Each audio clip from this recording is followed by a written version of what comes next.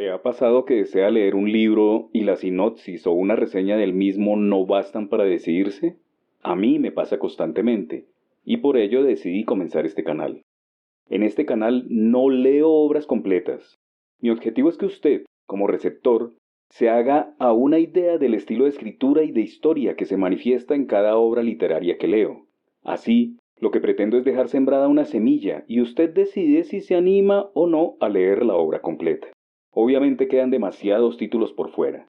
Solo leo los fragmentos de algunos de los libros que tengo a mano. Espero que disfrute este espacio y que le dé una luz para tomar una decisión de su próximo libro a leer. Hoy para ustedes, deseo leer de Milán Kundera La insoportable levedad del ser. Sexta parte. La gran marcha. 1.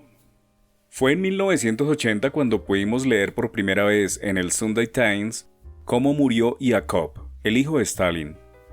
Preso en un campo de concentración alemán durante la Segunda Guerra Mundial, compartía alojamiento con oficiales británicos. Tenían el retrete en común. El hijo de Stalin lo dejaba sucio. A los ingleses no les gustaba ver el retrete embadurnado de mierda, aunque fuera mierda el hijo de quien entonces era el hombre más poderoso del mundo.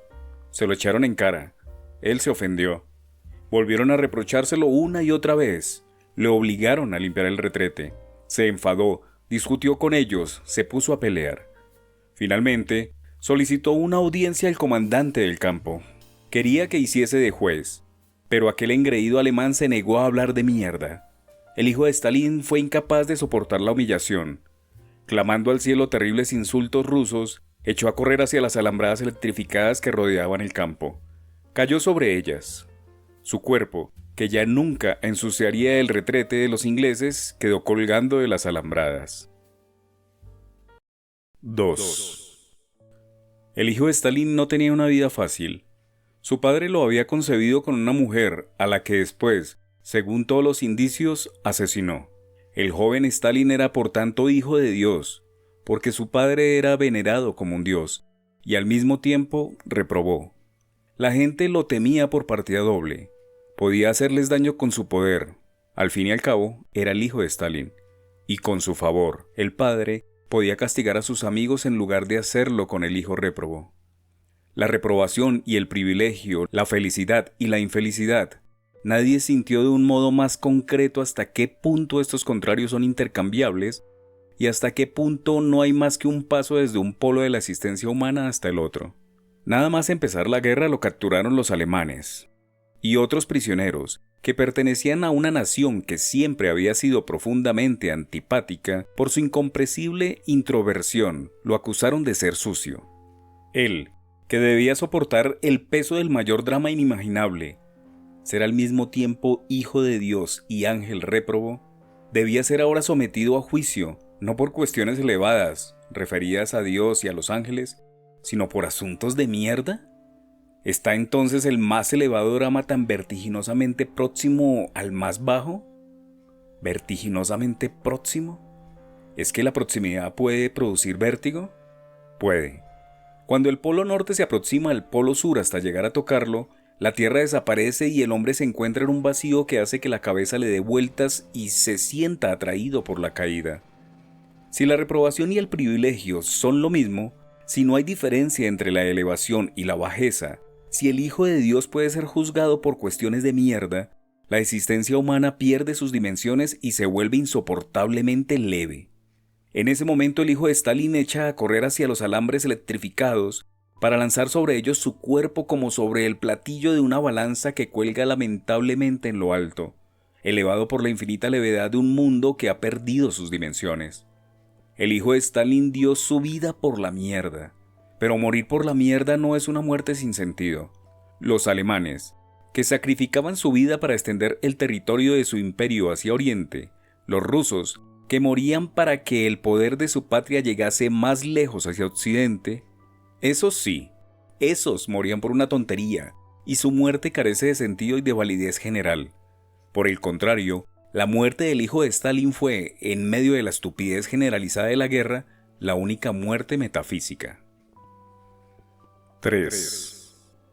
Cuando yo era pequeño y hojeaba el Antiguo Testamento adaptado para niños y adornado con grabados de Gustave Doré, veía ahí a Dios sobre una nube. Era un anciano, tenía ojos, nariz, una larga barba y yo me decía que si tenía boca, debía comer. Y si come, también tenía que tener tripas. Pero aquella idea me asustaba porque, aunque era hijo de una familia más bien no creyente, sentía que la idea de las tripas de Dios era una blasfemia. Sin ningún tipo de preparación teológica, espontáneamente, comprendí desde niño la incompatibilidad entre la mierda y Dios. Y de ahí, cuán dudosa resulta la tesis básica de la antropología cristiana, según la cual el hombre fue creado a imagen y semejanza de Dios. Una de dos. O el hombre fue creado a semejanza de Dios y entonces Dios tiene tripas, o Dios no tiene tripas y entonces el hombre no se le parece. Los antiguos gnósticos lo sentían igual que yo cuando tenía 5 años. Valentín, gran maestro de la gnosis en el siglo II, decía para resolver este enrevesado problema que Jesús comía, bebía, pero no defecaba. La mierda es un problema teológico más complejo que el mal. Dios le dio a los hombres la libertad y por eso podemos suponer que, al fin y al cabo, no es responsable de los crímenes humanos, pero el único responsable de la mierda es aquel que creó al hombre. 4. En el siglo IV, San Jerónimo rechazaba por completo la idea de que Adán y Eva fornicaran en el paraíso. Por el contrario, Juan Escoto Erígena, gran teólogo del siglo IX, admitía semejante idea. Pero imaginaba que a Adán se le elevaba el miembro tal como se eleva el brazo o el pie, cuando quería y como quería. No busquemos en esta imagen el eterno sueño del hombre obsesionado por la amenaza de la impotencia. La idea de Escoto Erígena tiene otro sentido. Si el miembro puede elevarse por una simple orden del cerebro, la excitación carece de utilidad. El miembro no se yergue porque estemos excitados, sino porque se lo ordenamos. Lo que al gran teólogo le parecía incompatible con el paraíso no era la fornicación y el placer ligado a ella. Lo incompatible con el paraíso era la excitación. Recordémoslo bien, en el paraíso existía placer, no excitación. En esta meditación de Escoto Erígena podemos encontrar la clave de una especie de justificación teológica, dicho de otro modo, de una teodicea de la mierda.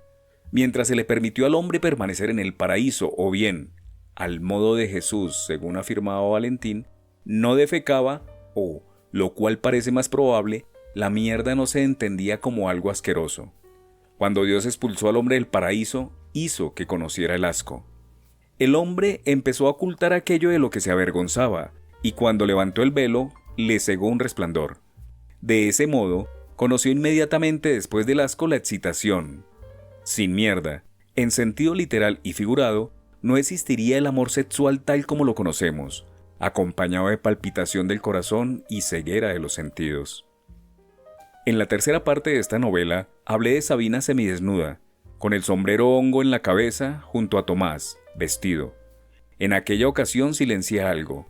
En el momento en que se miró al espejo y se sintió excitada por su ridiculización, se le cruzó por la cabeza la ocurrencia de que Tomás la cogería así, con el sombrero hongo en la cabeza, y la sentaría en la taza del váter y ella cagaría delante de él. En ese momento empezó a palpitarle el corazón. Perdió la conciencia de lo que ocurría, tumbó a Tomás en la alfombra y poco después gritaba de placer. 5. La disputa entre quienes afirman que el mundo fue creado por Dios y quienes piensan que surgió por sí mismo se refiere a algo que supera las posibilidades de nuestra razón y nuestra experiencia. Mucho más real es la diferencia que divide a los que dudan acerca del ser que le fue dado al hombre, por quien fuera, que fuera y en la forma en que fuera, y a los que están incondicionalmente de acuerdo con él. En el trasfondo de toda fe religiosa o política está el primer capítulo del Génesis, del que se desprende que el mundo fue creado correctamente, que el ser es bueno y que, por lo tanto, es correcto multiplicarse. A esta fe la denominamos acuerdo categórico con el ser. Si hasta hace poco la palabra mierda se reemplazaba en los libros por puntos suspensivos, no era por motivos morales. No pretenderá usted afirmar que la mierda es inmoral. El desacuerdo con la mierda es metafísico. El momento de la defecación es una demostración cotidiana de lo inaceptable de la creación. Una de dos, o la mierda es aceptable y entonces no cerremos la puerta del váter, o hemos sido creados de un modo inaceptable. De eso se desprende que el ideal estético del acuerdo categórico con el ser es un mundo en el que la mierda es negada y todos se comportan como si no existiese. Este ideal estético se llama Kitsch. Es una palabra alemana que nació a mediados del sentimental siglo XIX y se extendió después por todos los idiomas. Pero la frecuencia del uso dejó borroso su original sentido metafísico, es decir, el kitsch es la negación absoluta de la mierda. En sentido literal y figurado, el kitsch elimina de su punto de vista todo lo que en la existencia humana es esencialmente inaceptable. 6. La primera rebelión interna de Sabina contra el comunismo no tuvo un carácter ético sino estético. Pero lo que le producía rechazo era mucho menos la fealdad del mundo comunista, los palacios destrozados convertidos en establos, que la máscara de belleza que se suponía, o dicho de otro modo, el kitsch comunista. Su modelo es la festividad denominada 1 de Mayo. Había visto las manifestaciones del 1 de Mayo en la época en que la gente aún estaba entusiasmada o aún fingía plenamente el entusiasmo. Las mujeres vestían camisas rojas, azules, blancas, de modo que, vistas desde los balcones y las ventanas, formaban diversas figuras, estrellas de 5 puntas, corazones, letras. En medio de las distintas partes de la manifestación iban pequeñas orquestas que tocaban marchas.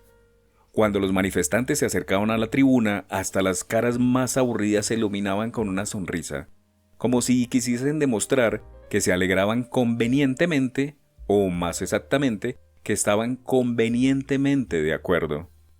Y no se trataba de un mero acuerdo político con el comunismo, sino de un acuerdo con el ser en tanto que tal. La festividad del 1 de Mayo bebía de la profunda fuente del acuerdo categórico con el ser. La consigna tácita, implícita, de la manifestación no era «¡Viva el comunismo!», sino «¡Viva la vida!». La fuerza y la astucia de la política comunista consistían en haberse apoderado de esta consigna.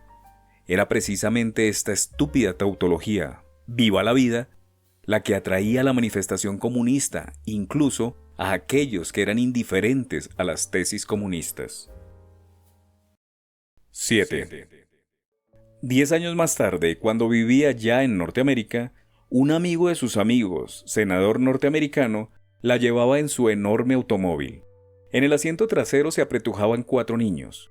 El senador detuvo el coche. Los niños bajaron y corrieron por el amplio césped hacia el edificio de un estadio en el que había una pista de patinaje sobre hielo.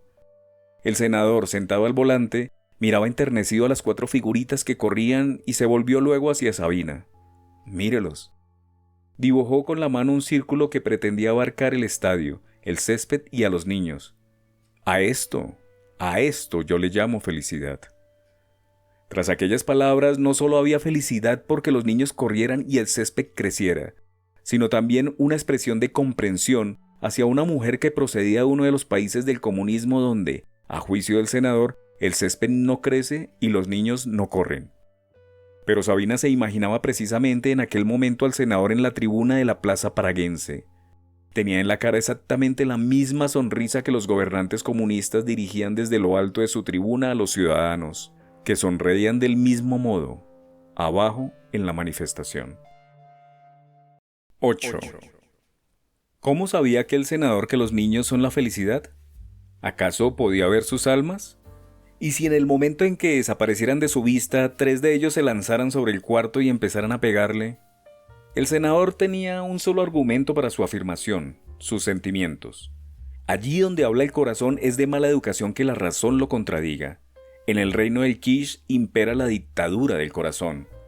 Por supuesto, el sentimiento que despierta el kitsch debe ser compartido por gran cantidad de gente. Por eso, el kitsch no puede basarse en una situación inhabitual, sino en imágenes básicas que deben grabarse en la memoria de la gente. La hija ingrata, el padre abandonado, los niños que corren por el césped, la patria traicionada, el recuerdo del primer amor. El kitsch provoca 2 lágrimas de emoción, una inmediatamente después de la otra. La primera lágrima dice: ¡qué hermoso! Los niños corren por el césped. La segunda lágrima dice: Qué hermoso es estar emocionado junto con toda la humanidad al ver los niños corriendo por el césped. Es la segunda lágrima la que convierte el quiche en quiche. La hermana de todos los hombres del mundo solo podrá edificarse sobre el quiche. 9. Nadie lo sabe mejor que los políticos. Cuando hay una cámara fotográfica cerca, corren enseguida hacia el niño más próximo para levantarlo y besarle la mejilla. El quiche es el ideal estético de todos los políticos, de todos los partidos políticos y de todos los movimientos. En una sociedad en la que coexisten diversas corrientes políticas y en la que sus influencias se limitan o se eliminan mutuamente, podemos escapar más o menos de la inquisición del quiche. El individuo puede conservar sus peculiaridades y el artista crear obras inesperadas. Pero allí donde un solo movimiento político tiene todo el poder, nos encontramos de pronto en el imperio del quiche totalitario. Cuando digo totalitario, quiero decir que todo lo que perturba el quiche queda excluido de la vida. Cualquier manifestación del individualismo, porque toda diferenciación es un escupitajo a la cara de la sonriente fraternidad. Cualquier duda, porque el que empieza dudando de pequeñeces termina dudando de la vida como tal. La ironía, porque en el reino del quiche hay que tomárselo todo en serio. Y hasta la madre que abandona a su familia o el hombre que prefiere a los hombres y no a las mujeres y pone así en peligro la consigna sagrada: amaos y multiplicaos. Desde ese punto de vista, podemos considerar al denominado Gulag como una especie de fosa higiénica a la que el quiche totalitario arroja los desperdicios. 10. El primer decenio posterior a la Segunda Guerra Mundial fue el periodo más horrible del terror stalinista. Fue entonces cuando detuvieron por alguna tontería al padre de Teresa y echaron de la casa a su hijita que tenía 10 años. En la misma época, Sabina, a sus 20 años, estudiaba en la Academia de Bellas Artes. El profesor de marxismo le explicaba a ella y a sus condiscípulos esta tesis del arte socialista. La sociedad soviética ha llegado tan lejos que la contradicción básica ya no se da allí entre el bien y el mal, sino entre lo bueno y lo mejor.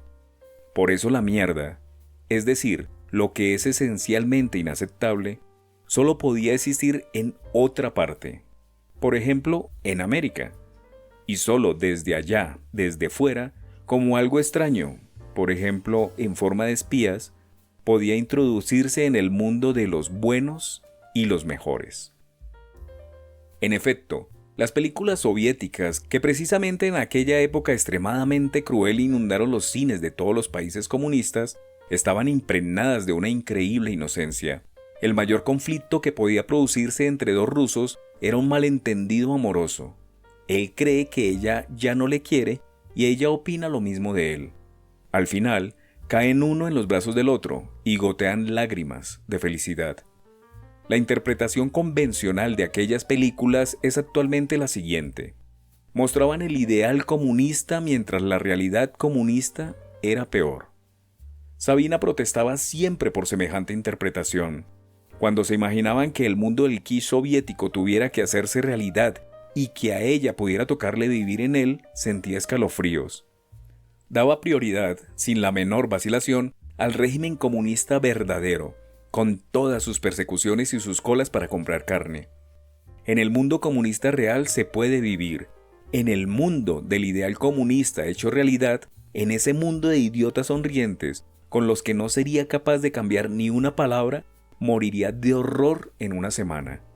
Me parece que la sensación que despertaba en Sabina el quiche soviético era semejante al horror que experimentaba Teresa en el sueño cuando marchaban con las mujeres desnudas alrededor de la piscina y tenía que cantar canciones alegres. Bajo la superficie del agua flotaban los cadáveres. Teresa no podía dirigir a ninguna de las mujeres ni una sola palabra, ni una sola pregunta. Por respuesta, no habría oído más que otra estrofa de la canción. Ni siquiera podía hacerle un guiño secreto a alguna de las mujeres. Enseguida, habrían empezado a hacerle señas al hombre que estaba de pie en el cesto sobre la piscina para que la matase. El sueño de Teresa descubre la verdadera función del quiche. El quiche es un biombo que oculta la muerte. 11. En el imperio del quiche totalitario las respuestas están dadas de antemano y eliminan la posibilidad de cualquier pregunta. De ello se desprende que el verdadero enemigo del quiche totalitario es el hombre que pregunta. La pregunta es como un cuchillo que rasga el lienzo de la decoración pintada, para que podamos ver lo que se oculta tras de ella. Así fue, por lo demás, como Sabina le explicó una vez a Teresa el sentido de sus cuadros. Delante de una mentira comprensible y tras ella reluce una verdad incomprensible. Solo que quienes luchan contra los llamados regímenes totalitarios difícilmente pueden luchar con interrogantes o dudas. Ellos también necesitan su seguridad y sus verdades sencillas, comprensibles para la mayor cantidad posible de personas y capaces de provocar el llanto colectivo. En cierta ocasión, una organización política le preparó a Sabina una exposición en Alemania. Sabina cogió el catálogo. Se encontró con que encima de su fotografía habían dibujado alambres de espino. En el interior publicaban su biografía, que se parecía a las biografías de los mártires y los santos. Padeció, luchó contra la injusticia, tuvo que abandonar la patria destrozada y sigue luchando. Lucha con sus cuadros por la libertad, decía la última frase de aquel texto. Protestó, pero no la comprendieron. ¿No es verdad que el comunismo se persigue al arte moderno?, dijo con rabia. Mi enemigo no es el comunismo, sino el quiche. Desde entonces empezó a inventar su propia biografía y cuando más tarde llegó a Norteamérica, logró incluso ocultar que era checa. Aquello no era más que un desesperado intento por huir del quiche en el que la gente quería convertir su vida. 12. Estaba de pie ante un caballete en el que había un cuadro a medio hacer. En un sillón detrás de ella estaba sentado un hombre mayor que observaba cada uno de los trazos de su pincel. El hombre miró al reloj. «Creo que deberíamos ir», dijo. Dejó la paleta y fue al cuarto de baño a lavarse. El anciano se levantó del sillón y se inclinó para coger el bastón que estaba apoyado en la mesa. La puerta del atelier conducía directamente al parque. Oscurecía. Enfrente, a 20 metros de distancia, había una casa blanca de madera con las ventanas de la planta baja iluminadas. Aquellas 2 ventanas iluminando el ocaso emocionaron a Sabina. Se ha pasado la vida diciendo que su enemigo es el quiche, pero ¿no lo lleva dentro de sí misma? Su quiche es la imagen de un hogar tranquilo, dulce, armónico, donde imperan una madre amable y un padre sabio. Aquella imagen surgió dentro de ella al morir sus padres. Cuanto menos se parecía a la vida aquel dulce sueño, más sensible era su encanto. Y varias veces se le saltaron las lágrimas al ver en la televisión una historia sentimental en la que una hija desgraciada abrazaba a un padre abandonado y en el ocaso del día brillaban las ventanas de la casa de la feliz familia. Conoció al anciano en Nueva York. Era rico y le gustaba la pintura. Vivían él y su mujer solos en una villa en el campo. Frente a la villa, en sus terrenos, había un viejo granero. Él lo arregló como atelier para Sabina. La invitó a pintar allí y se pasaba los días observando los movimientos de su pincel. Ahora mismo están cenando los 3. La vieja señora les llama a Sabina mi niña, pero todo parece indicar que la realidad es exactamente al revés. Sabina hace aquí el papel de mamá, con 2 hijos que dependen de ella, la admiran y estarían dispuestos a obedecerla si quisiera darles órdenes. ¿Encontró entonces en el umbral de la vejez a sus ancianos padres, a quienes cuando niña se les había escapado de la mano? ¿Encontró por fin a los hijos que ella misma nunca tuvo? Sabía bien que aquello era una ilusión. Su estancia junto a los ancianos no es más que una breve parada. El viejo señor está gravemente enfermo y su mujer, cuando se quede sin él, irá a vivir con su hijo a Canadá. El camino de traiciones de Sabina continuará y, en medio de la insoportable levedad del ser, se oirá de vez en cuando, desde las profundidades de su alma, una canción sentimental acerca de 2 ventanas iluminadas tras las cuales vive una familia feliz. Esa canción le emociona, pero Sabina no se toma su emoción en serio. Sabe muy bien que esa canción es una hermosa mentira. En el momento en que el quiche es reconocido como mentira, se encuentra en un contexto de no quiche. Pierde su autoritario poder y se vuelve enternecedor, como cualquier otra debilidad humana. Porque ninguno de nosotros es un superhombre como para poder escapar por completo al quiche. Por más que lo despreciemos, el kitsch forma parte del sino del hombre. 13. La fuente del kitsch es el acuerdo categórico con el ser. Pero, ¿cuál es la base del ser? ¿Dios? ¿Los hombres? ¿La lucha? ¿El amor? ¿El hombre? ¿La mujer? Las opiniones sobre este tema son diversas, y por eso hay también diversos tipos de kitsch: católico, protestante, judío, comunista, fascista, democrático, feminista, europeo, americano, nacional, internacional. Desde la época de la Revolución Francesa, la mitad de Europa se denomina izquierda, mientras la otra mitad se llama derecha. Es casi imposible definir la una o la otra a partir de algún tipo de principios teóricos en los que se apoyen. Eso no es nada extraño. Los movimientos políticos no se basan en posiciones racionales, sino en intuiciones, imágenes, palabras, arquetipos, que en conjunto forman tal o cual kitsch político. La idea de la Gran Marcha, por la que se deja de embriagar France, es el kitsch político que une a las personas de izquierdas de todas las épocas y corrientes. La Gran Marcha es ese hermoso camino hacia adelante, el camino hacia la fraternidad, la igualdad, la justicia, la felicidad y aún más allá, a través de todos los obstáculos, porque ha de haber obstáculos si la marcha debe ser una gran marcha. ¿Dictadura del proletariado o democracia?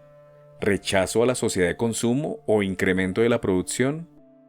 ¿Guillotina o supresión de la pena de muerte? Eso no tiene la menor importancia.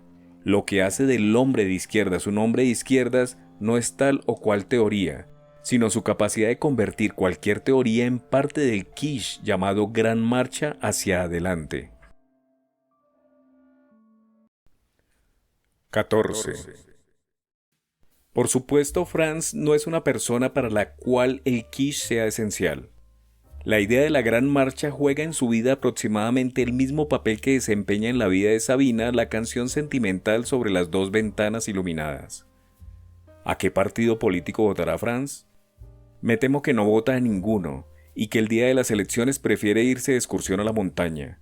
Pero eso no significa que la Gran Marcha haya dejado de emocionarlo.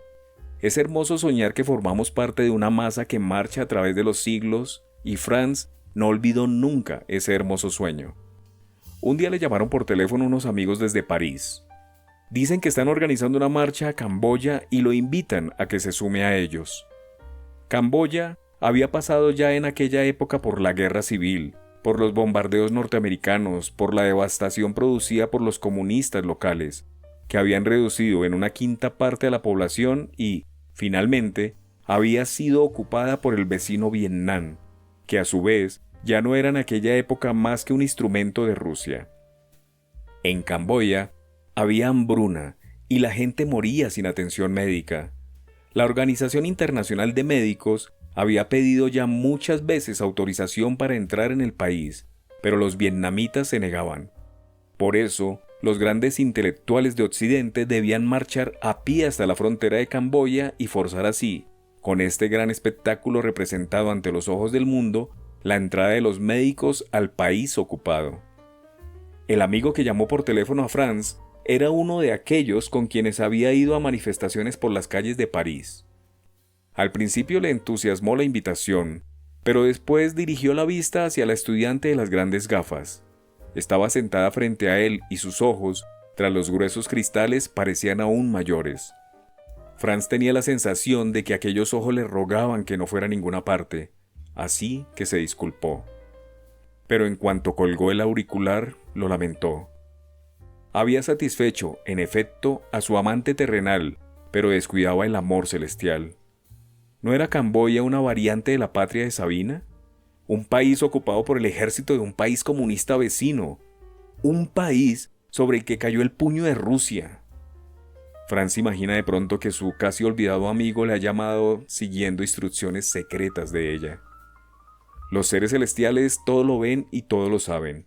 Si participara en aquella marcha, Sabina lo vería y estaría orgullosa de él. Comprendería que le ha sido fiel. ¿Te enfadarías mucho si fuese? Le preguntó a su chica de las gafas, que no quiere estar ni un solo día sin él, pero es incapaz de negarle nada. Unos días más tarde, estaba en un gran avión en el aeropuerto de París. Había 20 médicos, acompañados por unos 50 intelectuales, profesores, escritores, parlamentarios, cantantes, actores y alcaldes. Y todos ellos acompañados por 400 periodistas y fotógrafos. 15. El avión aterrizó en Bangkok.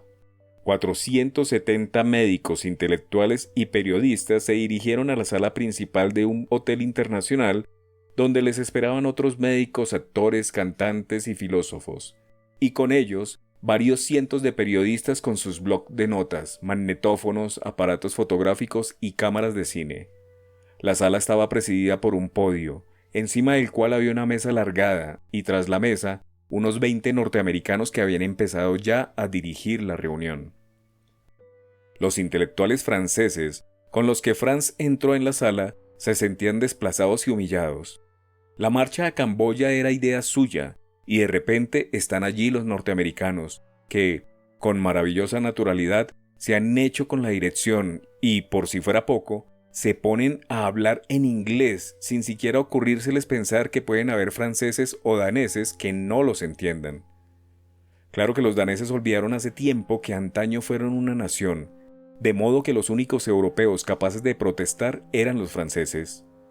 Aquella era una cuestión de principios, de modo que se negaron a protestar en inglés, dirigiéndose a los norteamericanos que estaban en el podio en su lengua materna.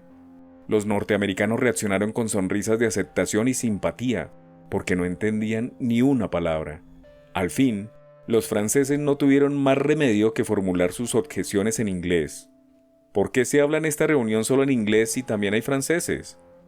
Los norteamericanos se asombraron mucho por tan extraña objeción, pero no dejaron de sonreír y estuvieron de acuerdo en que todos los discursos se tradujeran.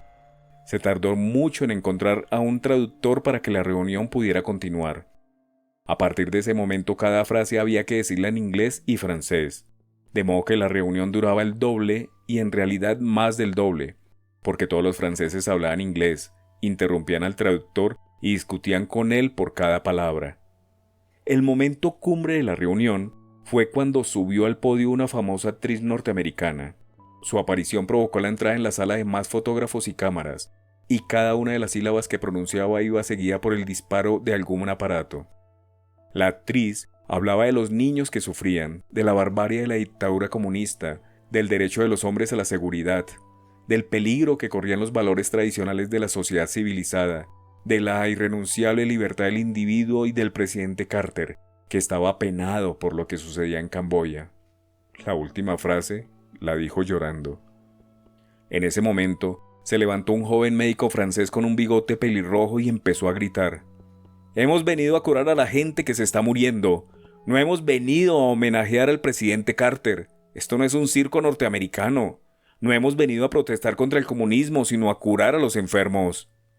Otros franceses se sumaron al médico con bigote. El traductor se asustó y no se atrevía a traducir lo que decían. Los 20 norteamericanos del podio volvieron a mirarlos con sonrisas llenas de simpatía, y muchos de ellos hacían gestos de aprobación con la cabeza. Uno de ellos levantó incluso un puño, porque sabía que eso es lo que hacen los europeos en los momentos de euforia colectiva. 16.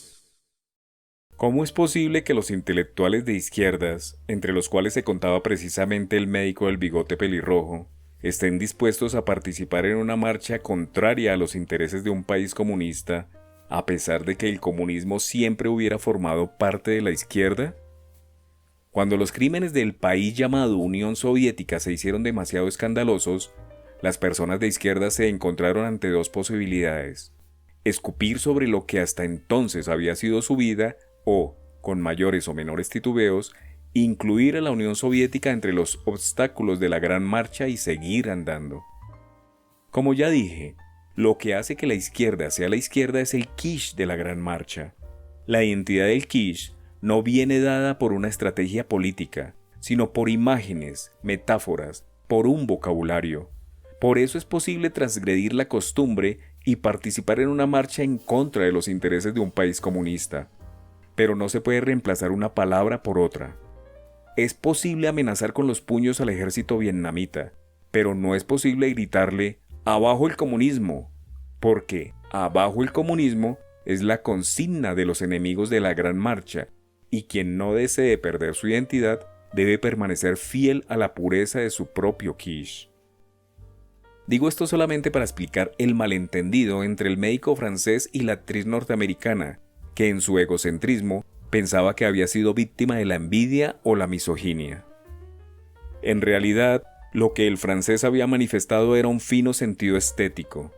Palabras como el presidente Carter, nuestros valores tradicionales, la barbarie comunista, formaban parte del vocabulario del quiche norteamericano y no tenían nada que hacer en el quiche de la Gran Marcha. 17. Al día siguiente subieron todos a los autobuses y atravesaron toda Tailandia hasta la frontera con Camboya. Por la noche llegaron a una pequeña aldea, donde habían alquilado unas casas construidas sobre pilotes.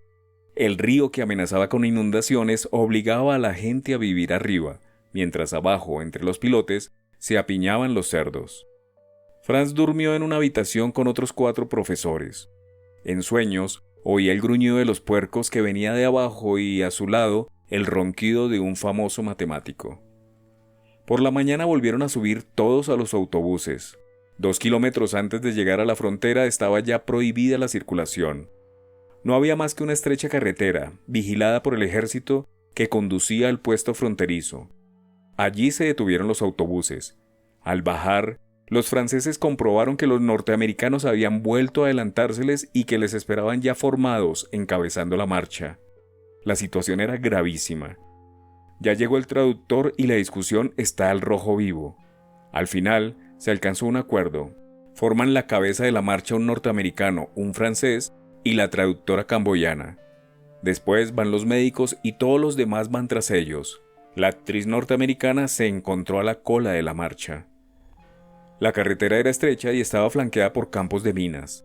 A cada rato topaban con una valla, 2 bloques de cemento rodeados de alambre de espino y entre ellos un paso estrecho. Tenían que ir en fila india. Unos 5 metros delante de Franz iba un famoso poeta y cantante pop alemán, que había escrito ya 930 canciones contra la guerra y por la paz. Llevaba una larga pértiga con una bandera blanca que le hacía juego a su barba negra y lo diferenciaba de todos los demás. A lo largo de la extensa columna corrían los fotógrafos y los cámaras. Disparaban sus aparatos, hacían zumbar sus cámaras, corrían hacia adelante, se detenían, se alejaban, se ponían en cuclillas y volvían a levantarse y a correr hacia adelante. De vez en cuando llamaban por su nombre a un hombre o a una mujer famosos, de modo que se volviesen instintivamente hacia ellos y en ese momento apretaban el disparador.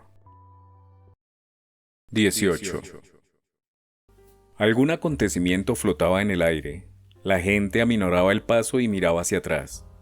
La actriz norteamericana a la que habían situado al final de la gran marcha se había negado a seguir soportando la humillación y se había decidido a atacar.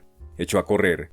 Era como cuando en una carrera de 5.000 metros, un corredor que hasta el momento había estado ahorrando fuerzas y permanecía al final del pelotón, de pronto salta y se adelanta a todos los demás corredores.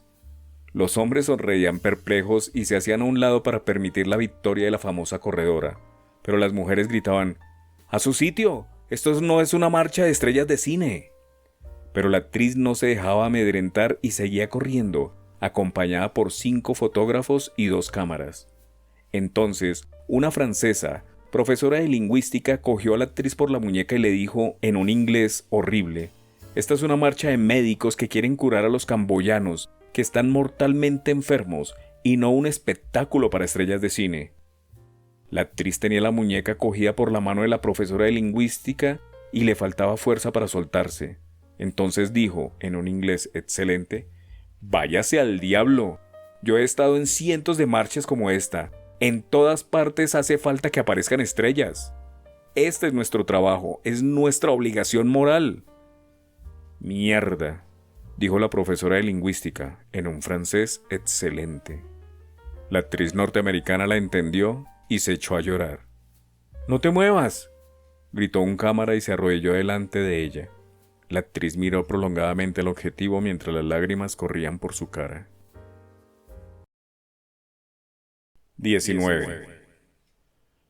La profesora de lingüística soltó finalmente la muñeca de la actriz norteamericana. En ese momento la llamó el cantante alemán con la barba negra y la bandera blanca. La actriz norteamericana nunca había oído hablar de él, pero en un momento de humillación era mucho más sensible que nunca a las manifestaciones de simpatía y echó a correr hacia él. El cantante cogió con la mano izquierda el mástil de la bandera y apoyó el brazo derecho sobre el hombro de la actriz. Alrededor de la actriz y el cantante seguían saltando los fotógrafos y las cámaras. Un famoso fotógrafo norteamericano quería captar con su objetivo las caras de los dos con la bandera y todo, lo cual era complicado, porque el mástil era largo. Por eso corrió hacia el arrozal que tenía detrás. Así fue como pisó una mina. Se oyó una explosión y su cuerpo, deshecho en pedazos, voló por los aires, salpicando con una ducha de sangre a los intelectuales europeos. El cantante y la actriz estaban aterrorizados y no podían moverse. Después levantaron la vista hacia la bandera. Estaba salpicada de sangre. Al ver aquello, volvieron a sentirse aterrados. Después, miraron nuevamente unas cuantas veces, tímidamente hacia arriba, y empezaron a sonreír. Sentían un orgullo extraño y hasta entonces desconocido al ver que la bandera que llevaban estaba manchada de sangre. Se pusieron nuevamente en marcha. 20. La frontera estaba formada por un pequeño riachuelo que no se veía, porque a lo largo de él se extendía un muro de 1,5 metros de alto sobre el cual habían sacos con arena para los tiradores tailandeses. La pared solo se interrumpía en un punto. Allí, un puente atravesaba el riachuelo. Nadie podía llegar hasta él. Al otro lado del río estaba el ejército de ocupación vietnamita, pero no se veía. Sus posiciones estaban perfectamente camufladas, pero era evidente que, si alguien llegase hasta el puente, los invisibles vietnamitas empezarían a disparar. Los miembros de la marcha llegaron hasta la pared y se pusieron de puntillas. Franz se apoyó en la ranura entre dos sacos y trató de ver algo. No vio nada porque le empujó uno de los fotógrafos que se consideraba autorizado a ocupar su sitio. Franz miró hacia atrás. En la poderosa corona de un árbol solitario, como una bandada de grandes cuervos, estaban sentados 8 fotógrafos con los ojos puestos en la otra orilla. En ese momento, la traductora que encabezaba la marcha se llevó a la boca un tubo ancho y habló en Khmer hacia el otro lado del río. Aquí están unos médicos que piden que se les permita entrar en territorio camboyano para llevar ayuda sanitaria. Esta acción nada tiene que ver con intervención política alguna. Lo único que les preocupa es la vida de la gente. La respuesta del otro lado fue un silencio impresionante. Un silencio tan completo que todos se sintieron angustiados. Lo único que se oía en aquel silencio era el sonido de las cámaras fotográficas, como el canto de una especie de insectos exóticos. Franz tuvo de pronto la impresión de que la gran marcha había llegado a su fin. Alrededor de Europa se cierran las fronteras del silencio y el espacio por el que transcurre la gran marcha no es más que un pequeño podio en medio del planeta. Las masas que antes se apretujaban alrededor del podio hace tiempo ya que se han vuelto de espaldas, y la gran marcha continúa solas y sin espectadores. Sí, piensa Franz, la gran marcha continúa, a pesar del desinterés del mundo, pero se vuelve nerviosa y febril. Ayer contra los norteamericanos que ocupaban Vietnam, hoy contra Vietnam que ocupa Camboya. Ayer a favor de Israel, hoy a favor de los palestinos. Ayer a favor de Cuba, mañana contra Cuba y siempre contra Norteamérica. Siempre contra las masacres y siempre en apoyo de otras masacres. Europa marcha para no perder el ritmo de los acontecimientos y que ninguno se le escape. Su paso se hace cada vez más rápido, de modo que la gran marcha es una marcha de gentes que dan saltos, que tienen prisa y el escenario es cada vez menor, hasta que un día se convierta en un mero punto sin dimensiones. 21. La traductora gritó por segunda vez su llamada con la bocina. En respuesta volvió a oírse un inmenso e interminable silencio indiferente. Franz miró a su alrededor. El silencio desde la otra orilla del río había sido para todos como una bofetada. Incluso el cantante con la bandera blanca y la actriz se sienten angustiados, dubitativos, sin saber qué hacer. Franz comprendió de pronto que todos eran ridículos, él y los demás, pero aquella comprensión no lo separaba de ellos, no lo llenaba de ironía, al contrario, era ahora cuando sentía por ellos un inmenso amor, como el que sentimos por quienes han sido condenados. Sí, la gran marcha se acerca a su fin, pero ¿es ese un motivo para que Franz la traicione? ¿No se aproxima también su propia vida a su fin?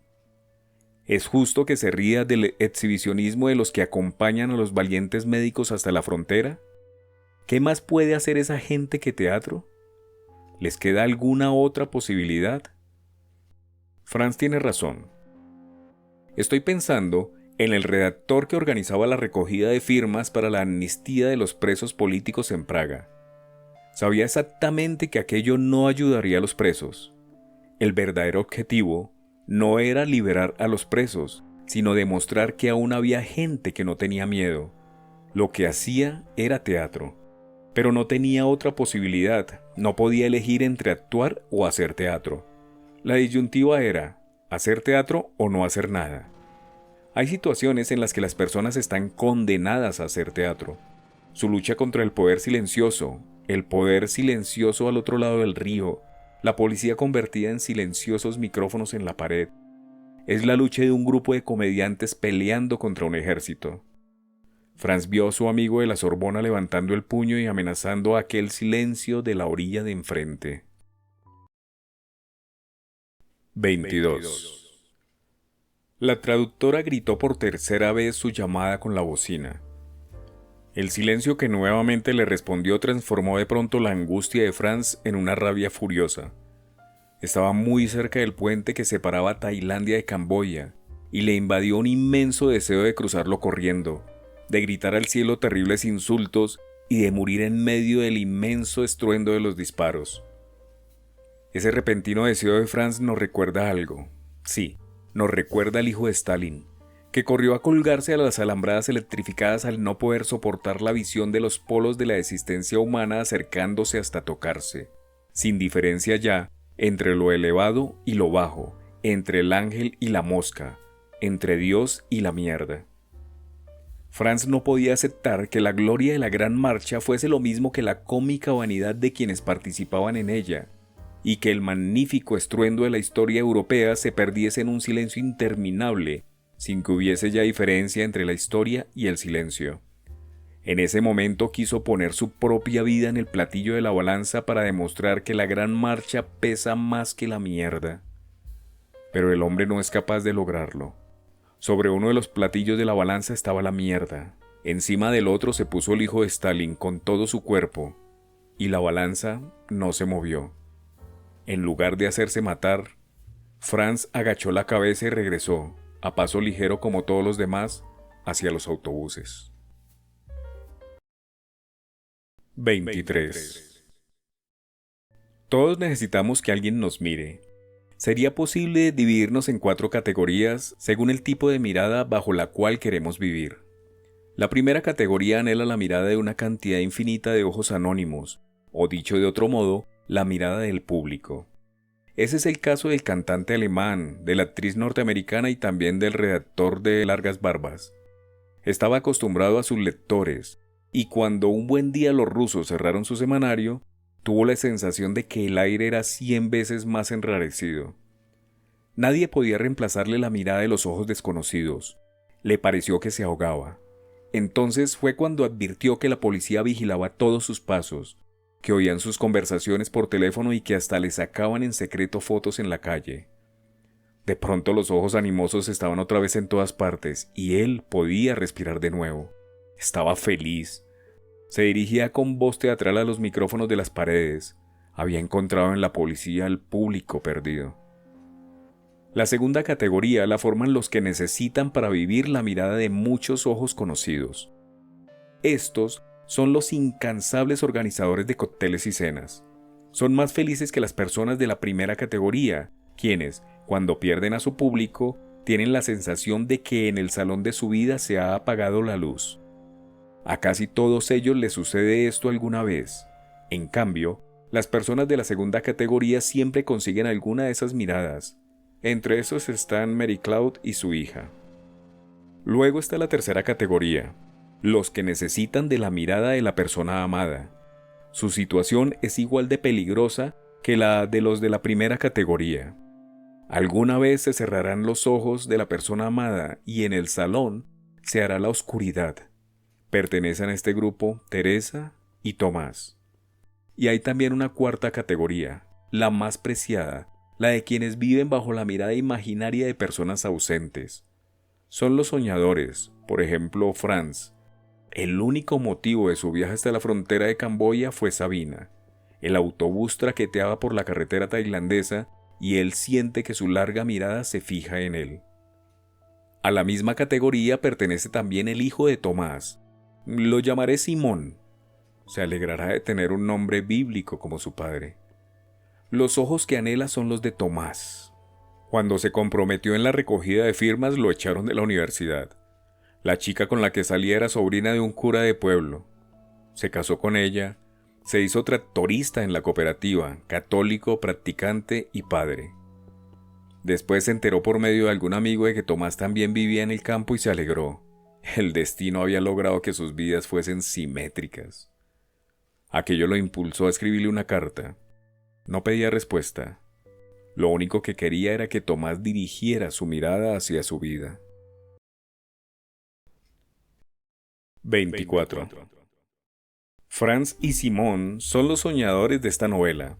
A diferencia de Franz, Simón no quería a su madre. Buscaba desde su infancia a su papá. Estaba dispuesto a creer que alguna injusticia cometida contra su padre antecedía y explicaba la injusticia que éste había cometido con él. Nunca se había enfadado con él porque no quería convertirse en aliado de la madre, que calumniaba sistemáticamente al padre. Vivió con ella hasta que cumplió los 18 y después de la reválida se fue a estudiar a Praga. En aquella época Tomás ya lavaba escaparates.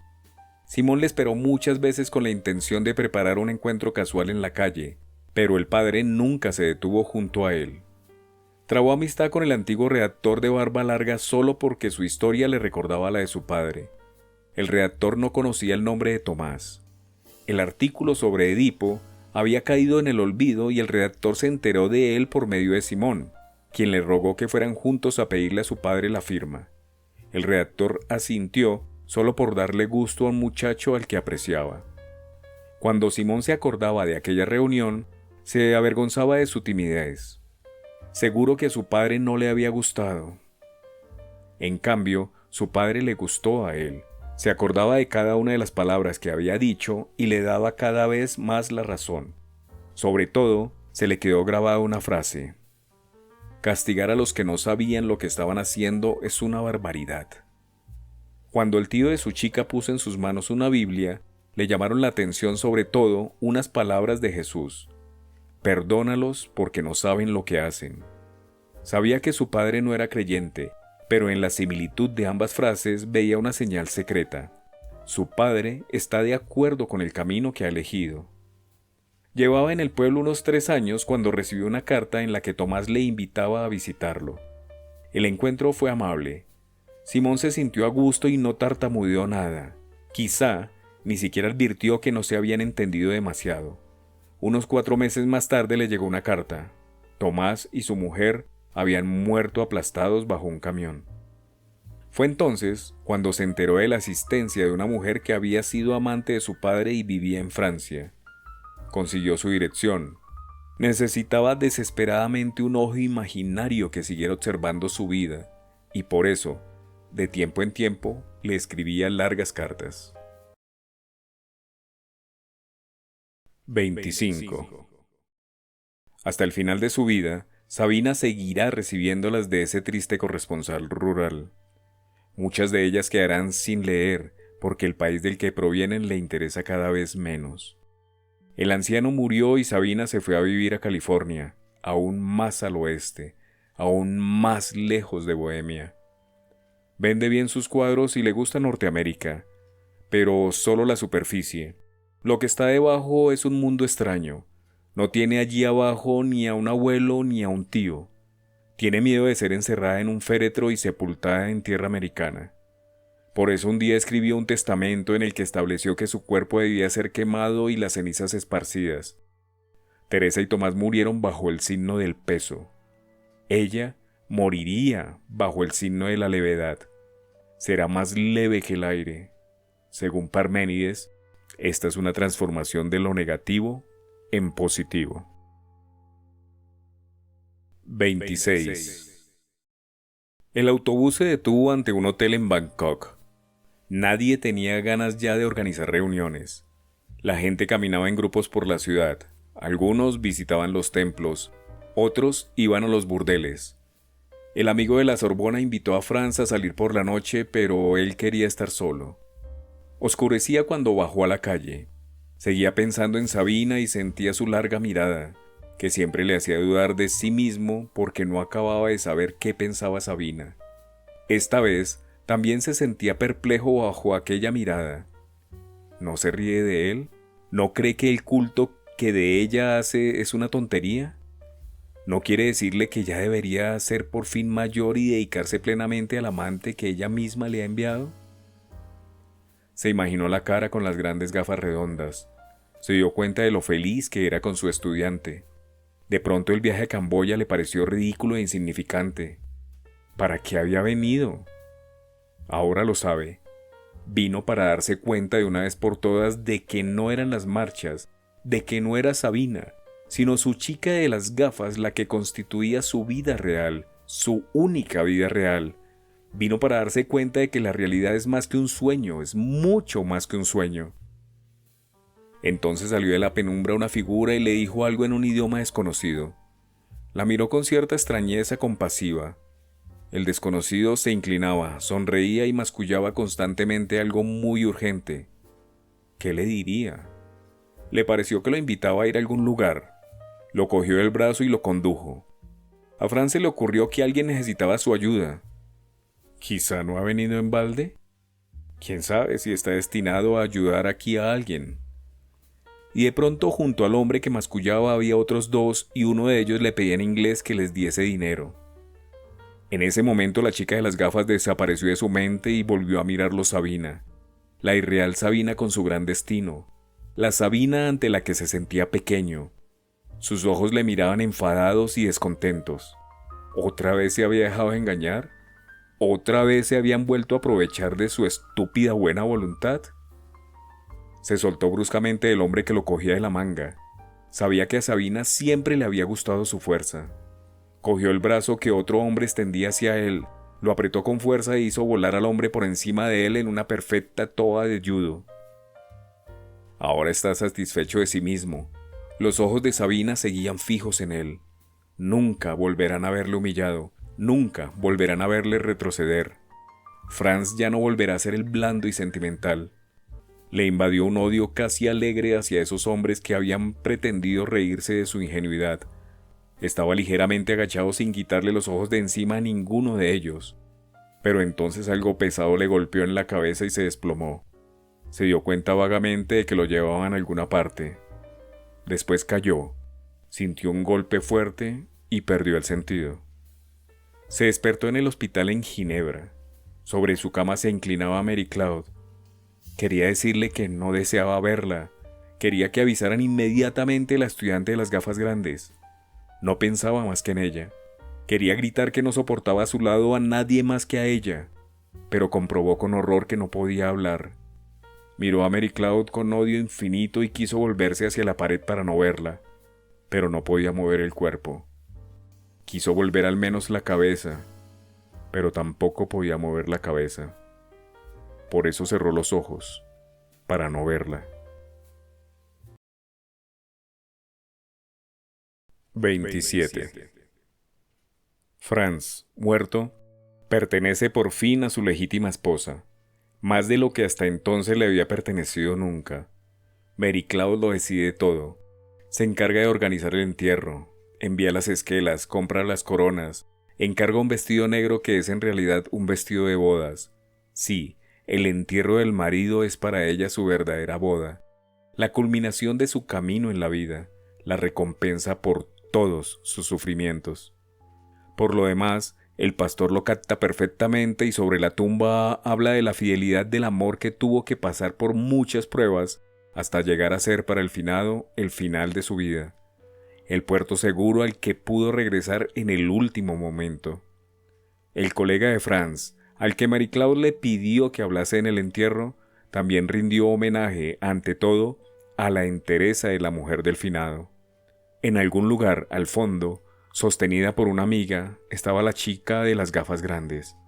El llanto reprimido y la cantidad de pastillas consumidas hicieron que antes de que terminase su funeral sufriera un espasmo.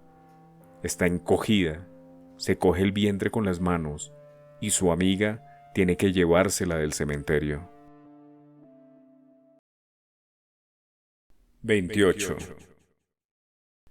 En cuanto recibió el presidente de la cooperativa el telegrama, cogió la moto y fue allí. Se hizo cargo del entierro. En la tumba mandó a grabar bajo el nombre del padre la siguiente inscripción: quiso el reino de Dios en la tierra. Sabe perfectamente que el padre no lo hubiera dicho nunca con esas palabras, pero está seguro de que la frase expresa correctamente lo que el padre quería. El reino de Dios en la tierra significa la justicia. Tomás deseaba un mundo en el que reinase la justicia. ¿No tiene derecho Simón a expresar la vida del Padre con su propio vocabulario? Ese es el eterno derecho de los deudos. Tras tanto andar errante, el regreso. Está escrito en el panteón sobre el féretro de Franz. La frase puede interpretarse como un símbolo religioso: andar errante por la vida terrenal, el regreso al seno de Dios. Pero los informados saben que la frase tiene también su sentido plenamente profano. Además, Marie Claude habla de ello a diario. Franz, el bueno Franz, no soportó la crisis de los 50. ¿En manos de qué pobre chica fue a caer? Ni siquiera era guapa. ¿Vieron esas enormes gafas que le tapaban casi por completo? Pero un hombre, cuando llega a los 50, vendería su alma por un pedazo de cuerpo joven. La única que sabe lo que sufría por ese motivo es su propia mujer. Para él era una verdadera tortura moral, porque Franz era, en el fondo de su alma, una persona buena y honrada. ¿Cómo explicarse si no ese absurdo, desesperado viaje a no sé qué parte de Asia? Fue a buscar la muerte. Sí, Marie Claude lo sabe con seguridad. Franz buscaba conscientemente la muerte. En el último momento, cuando se estaba muriendo y ya no tenía necesidad de mentir, no quería verla más que a ella.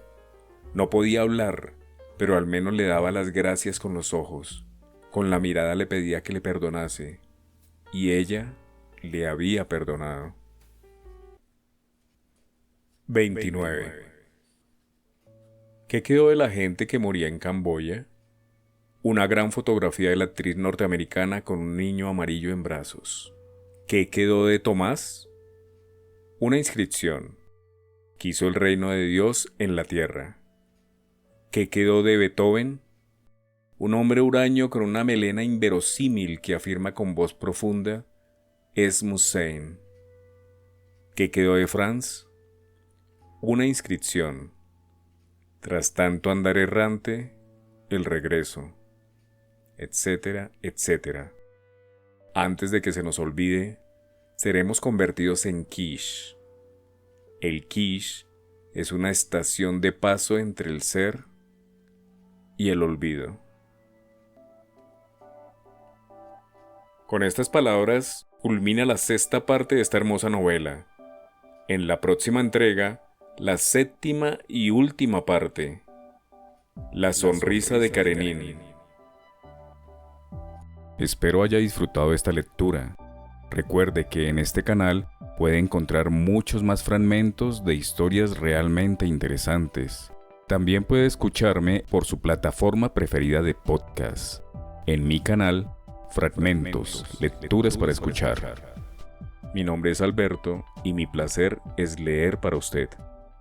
Nos escuchamos a la próxima.